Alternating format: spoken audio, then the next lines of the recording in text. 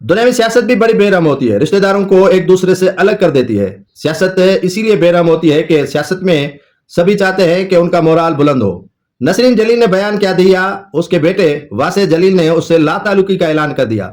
यह बेरहम सियासत है कि रिश्तेदारों को एक दूसरे से जुदा कर देती है। माँ और बेटे का रिश्ता अजीम होता है, लेकिन बेटे ने अपनी सगी माँ से इजहार लाताल्लुकी कर दिया है। वासे जलील कहते हैं कि आपने अगर 30 साल ऐसे ही झोंक दिए हैं एमके में, तो आपसे मेरा ताल्लुक बाकी नहीं रहता। आप मेरी माँ कहलाने की भी लायक नहीं है। ये बेटा कह रहा है अपनी सगी माँ के लिए, जिसने अंदर का आवाज सुनाया, जिसने कहा कि मुत्तहिदा कौमी मूवमेंट वो एमक्यूएम कराची को बर्बाद और तबाह करने में उसने कोई कसर नहीं छोड़ी। सीनियर तरीन नसरीन जलील रहनुमा हुआ करती थी मुत्तहिदा कौमी मूवमेंट की। उसके बेटे वासे जलील ने बयान दाग दिया अपनी वालदा से लाताल्लुकी का ऐलान करते हुए।